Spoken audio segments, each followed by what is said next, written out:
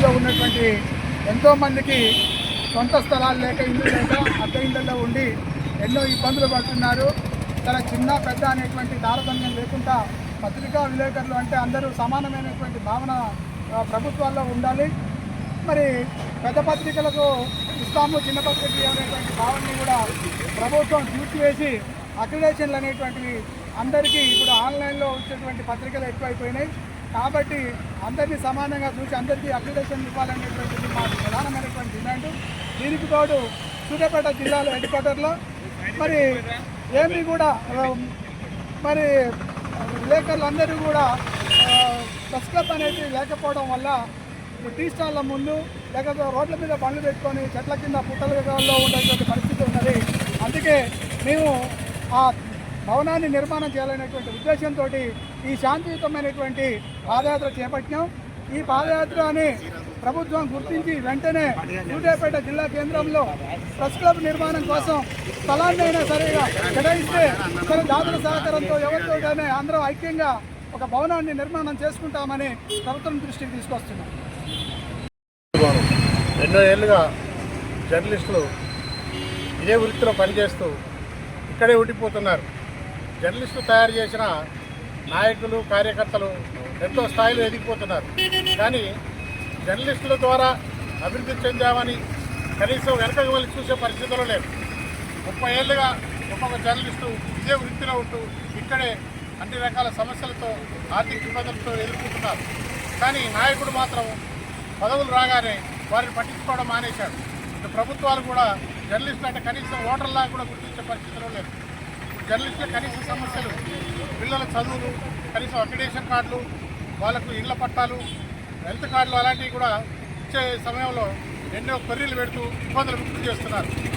అదేవిధంగా ఎన్ని ప్రభుత్వాలు మారినా జర్నలిస్టుల సమస్యల విషయంలో నిర్లక్ష్యం వహిస్తున్నారనేది స్పష్టంగా ఏర్పడుతుంది. ఒక్కొక్క ప్రభుత్వం జర్నలిస్టుకు ప్రతి సంవత్సరం అక్రిడేషన్ ఇవ్వాల్సింది 3 ఏళ్ళు 4 ఏళ్ళు కూడా ఇవ్వకుండా రెన్యువల్ చేస్తూ ఆపేస్తున్నారు. హెల్త్ కార్డుల విషయంలో కూడా నిర్లక్ష్యం చేస్తున్నారు.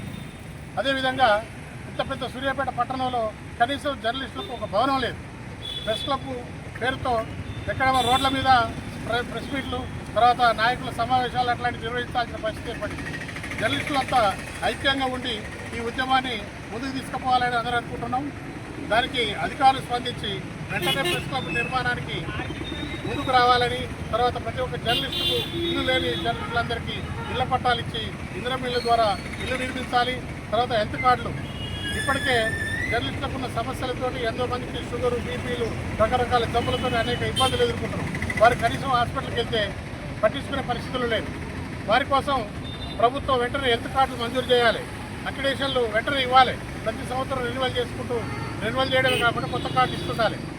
అదేవిధంగా ఇళ్ల నిర్మాణంలో కూడా శ్రద్ధ వహించాలి. పిల్లలను చదివించాలంటే ఇవాళ జర్నలిస్టులు తయారు చేసిన నాయకుల పిల్లలు విదేశాల్లో చదువుతున్నారు. కనీసం ఇవాళ జర్నలిస్టుల పిల్లలు ప్రైవేట్ స్కూల్లో చదివించే పరిస్థితి లేదు. ప్రభుత్వ పాఠశాలకి పరిమితం అయిపోయారు. ఇలా వారి పిల్లలు కూడా అదో పరిస్థితిలో ఉన్నారు. కాబట్టి జర్నలిస్టుల సమస్యలను వెంటనే పరిష్కరించేందుకు ప్రభుత్వం దిగి రావాలి. లేనట్లయితే ఐక్య జర్నలిస్టులు అన్ని సంఘాల జర్నలిస్టుల ఆధ్వర్యంలో ర్యాలీలు, ఉద్యమాలు నిర్వహిస్తామని ఈ సందర్భంగా హెచ్చరిస్తున్నాం. 40,000 మంది జర్నలిస్టులు ఉన్నారు. 40,000 మంది జర్నలిస్టులలో అక్రిడేషన్ కార్డు 24,000 ఇచ్చారు. పెరిగినటువంటి 16,000 మంది జర్నలిస్టులను ప్రభుత్వం విస్మరిస్తోంది. వారందరినీ దృష్టిలో పెట్టుకొని వెంటనే నూతన అక్రిడేషన్ కార్డు జారీ చేసే ప్రక్రియ చేపట్టాలి. ప్రాముఖ్యంగా సూర్యాపేట పేరు వింటే మరి భారతదేశం అంతా కూడా సూర్యాపేట అంటే ఏంటో తెలుసు. ఒక చరిత్ర కలిగినటువంటి సూర్యాపేట, మరి ఈ చరిత్ర కలిగినటువంటి సూర్యాపేట ఉద్యమాల జిల్లా, ఉద్యమాల గడ్డగా పేరు పొందినటువంటి ఈ సూర్యాపేటలో మరి 4th ఎస్టేట్గా కొనసాగుతున్నటువంటి జర్నలిస్టులకు నిలువ నీడ లేక, జర్నలిస్టు భవనం లేక, సొంత భవనం లేక ఇవాళ జర్నలిస్టులు మరి చెట్టుకొకలు పుట్టకొకలు ప్రైవేటు భవనాల కింద మరి విశ్రాంతి తీసుకోవాల్సినటువంటి పరిస్థితి దాపురించింది. అదేవిధంగా ఎన్నో రాజకీయాలకు మరి పునాదులు పోసినటువంటి, ఎంతోమందికి ఊపిరి పోసినటువంటి ఈ సూర్యాపేట గడ్డ మరి ఇక్కడ రాజకీయ నాయకులైనా, ప్రజా సంఘాల నాయకులైనా, కుల సంఘాల నాయకులైనా ఎవరైనా మరి ఒక ప్రెస్ మీట్ పెట్టుకుందామంటే దిక్కులేనటువంటి పరిస్థితి మరి ఈ సూర్యాపేటలో నెలకొన్నది. ఈరోజు తెలంగాణ స్టేట్ జర్నలిస్ట్ అసోసియేషన్ తరఫున అదేవిధంగా అన్ని యూనియన్ల మద్దతుతో కూడగట్టుకొని ఈరోజు మేము ప్రభుత్వాన్ని డిమాండ్ చేస్తూ ఉన్నాం. సూర్యాపేట జిల్లా కేంద్రంలో మాకు జర్నలిస్టులకు సొంత భవనం నిర్మించాలని చెప్పి కూడా ఈరోజు ప్రధానంగా మరి శాంతియుత పాదయాత్ర చేపడుతూ ఉన్నాం. మరి ప్రజెంట్ కాంగ్రెస్ ప్రభుత్వం వెంటనే స్పందించి సూర్యాపేట జిల్లా కేంద్రంలో ప్రెస్ క్లబ్ భవనం నిర్మించాలి. అదేవిధంగా జర్నలిస్టుల మీద దాడులు జరుగుతూ ఉన్నాయి.